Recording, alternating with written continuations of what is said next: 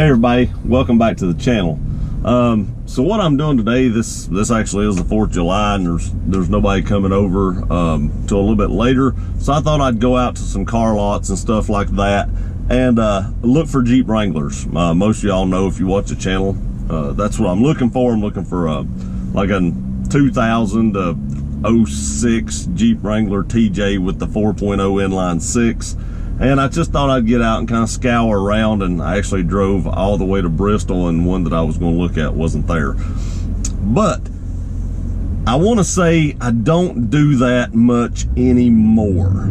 I used to buy a lot of cars from car lots. Now, if it's going to be something like this Tundra that I'm in right now, a lot of times I will buy that from a dealership because you get a good warranty on it, and they've done the inspection. If it's going to be a primary vehicle that I'm going to drive, thousands of miles. Not saying you can't do that with vehicles on Craigslist and stuff like that, but a lot of times I'm going to buy something that's going to be $45,000 or $50,000. I will buy that from a dealership.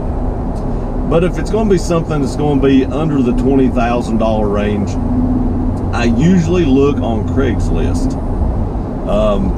And I want to talk about why I do that.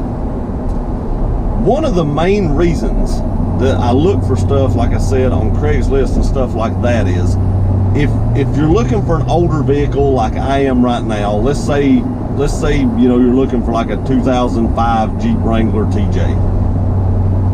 If you go to a small car lot, more than likely they have went to some kind of auto auction somewhere and bought this Jeep and brought it back, cleaned it up to the best of their ability, and set it on their lot.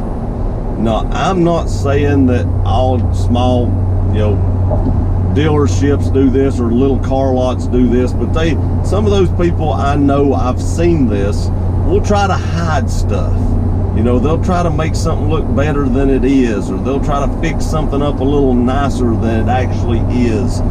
And I don't always trust that, because another reason I feel like they do that, and I'm not saying all of them do this, I know some of them do though, is the small car lots, I think, are struggling to survive right now.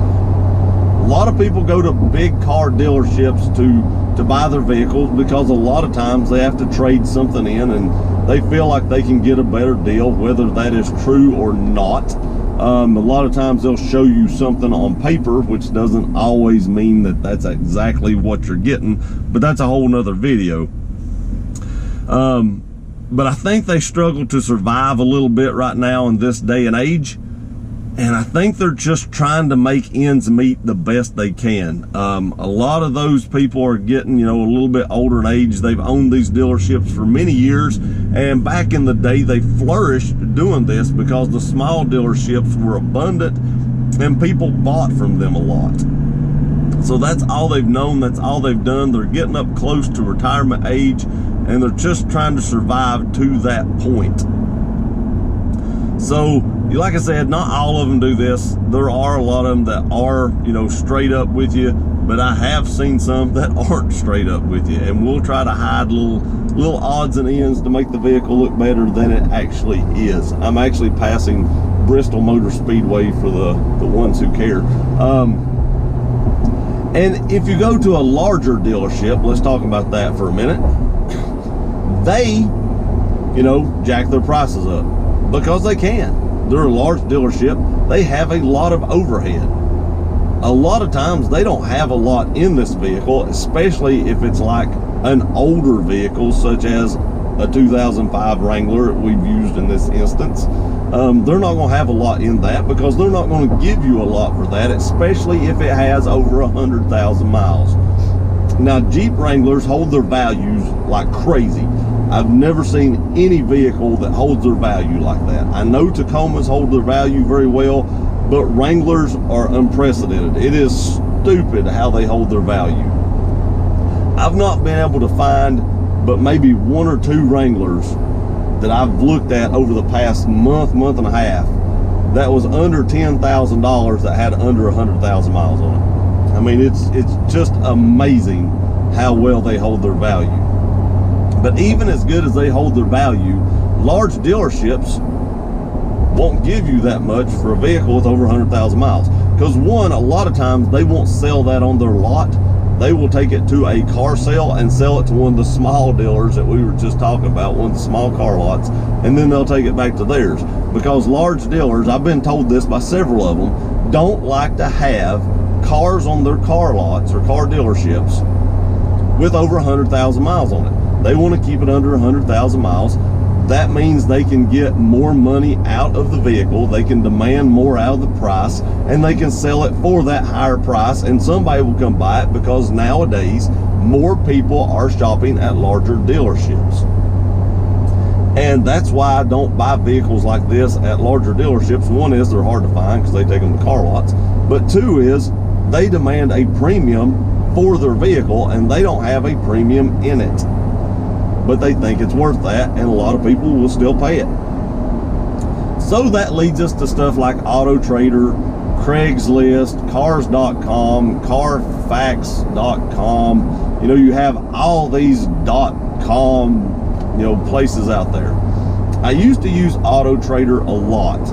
It seems like Auto Trader is really coming down. It's like there's not as many people that are using Auto Trader now that there was. So I really, them and Cars.com, I don't even really look on those two sites very much, because there just doesn't seem to be as many vehicles on there as there used to be, and their heyday is kind of like the small car lot. It's coming to an end, in my opinion. So what does that leave us with? Well, you have Craigslist, and then you also have Facebook Marketplace. Now, everybody seems to be raving about Facebook Marketplace, and in my opinion, I actually still prefer Craigslist. I did not start using Craigslist until earlier this year, but from what I've seen on both sites, I do still prefer Craigslist, because they just seem to have more options out there for me to look at. You know, if I'm looking for this Jeep Wrangler, I pull up Craigslist, and there's just, you know, hundreds of Jeep Wranglers out there. I've went on Facebook Marketplace, and there seems to be 50 or 60. So to me, there still seems to be more vehicles on Craigslist than on Facebook Marketplace. Now, is Marketplace going to take the place of Craigslist? I don't know. That will remain to be seen, but Craigslist seems still to be pretty strong to me at the moment that I'm making this video. But why do I prefer to actually use Craigslist over, you know, small car lots, larger car lots? Not so much, you know, Facebook Marketplace. They're kind of in this same category. You could group them there, so I wouldn't mind to buy off them as well. But especially over car lots, why do I prefer, you know, Craigslist and Marketplace, if you want to include that in there? Well, I'm usually buying off an individual when I'm using these sites.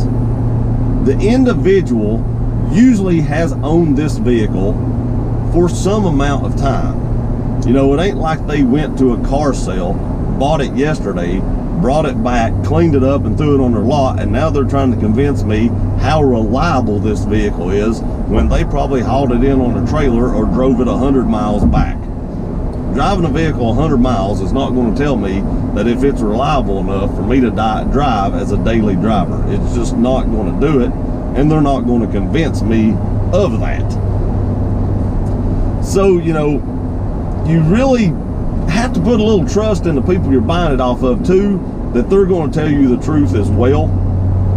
They could lie to you just like anybody else could.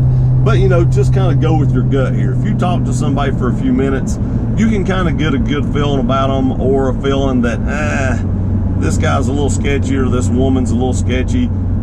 She may not exactly be telling me the whole truth, or he may not be exactly telling me the whole truth. And if you get that feeling, you are best off just to walk away. If I get any feeling at all that something isn't right, I just leave. There are plenty of other vehicles out there. Do not fall in love with a vehicle when you first see it.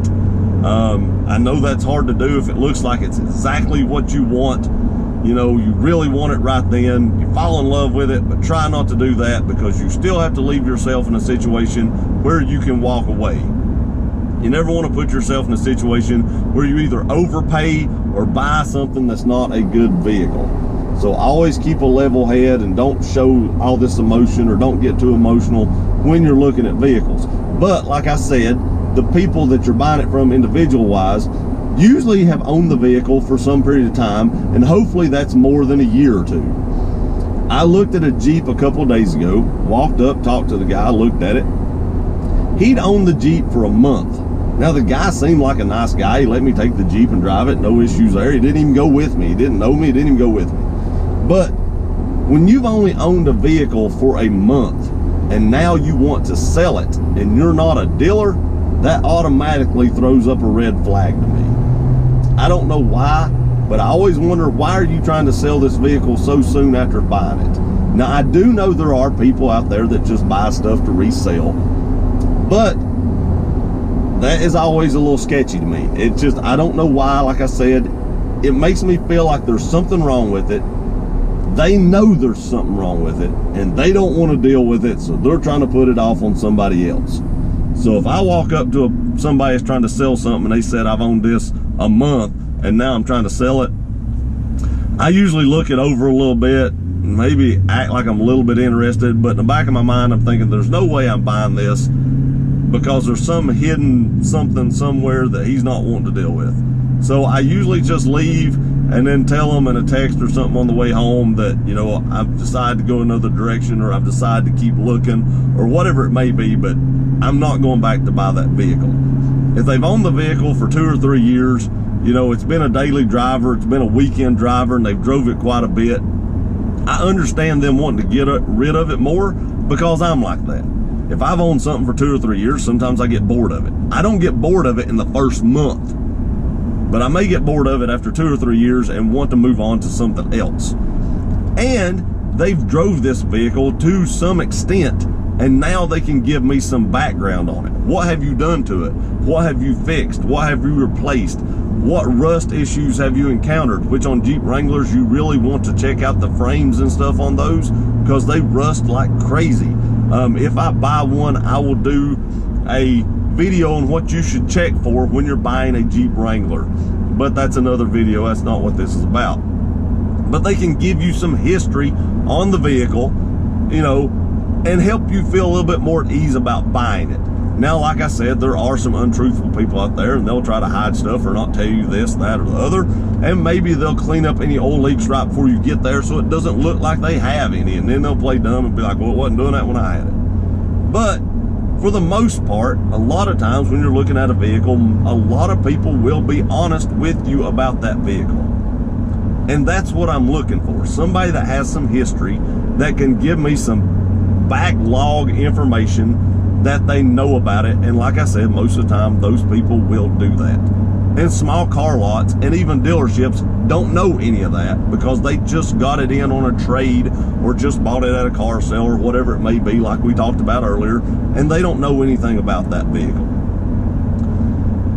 There again, to sum up the video, I like some history, but if you get a feeling that something isn't right, walk away. Never be afraid to walk away. Listen to your gut. It always seems like 98, 99% of the time your gut's right. If you get a feeling that something's not right, just walk away. Don't fall in love with that vehicle, because there's another one out there just like it. You just have to be patient enough to find that second one, and it might be the perfect one for you. I hope this helps y'all out, and you know, if you're in the market for a vehicle, and helped you know a little bit of information that, you know, if you're looking for something older, check out Craigslist. Be careful on Craigslist though. There are some crazy people out there. If you don't believe me, go check out my Jeep video where I test drove a Jeep. That was the craziest test drive. The guy drove me through a tree, literally through a tree. So be very careful when you're on Craigslist. Always wear your seatbelt. Always be safe. I do want to say, most of the time when I go, I carry a firearm pretty much all the time, but especially when I'm going to someone's house, or meeting a stranger for something like this, I'm always armed, because you just never know. There has been like Craigslist killers out there and stuff like that.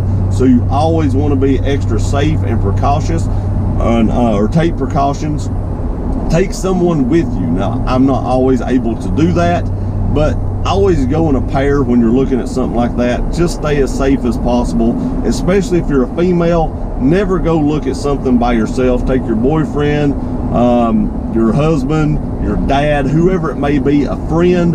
Always take somebody with you if you're meeting a total stranger for something like that, because you just never know who you're meeting. I appreciate you watching this video. Please like, share, and subscribe. We'll see you next time.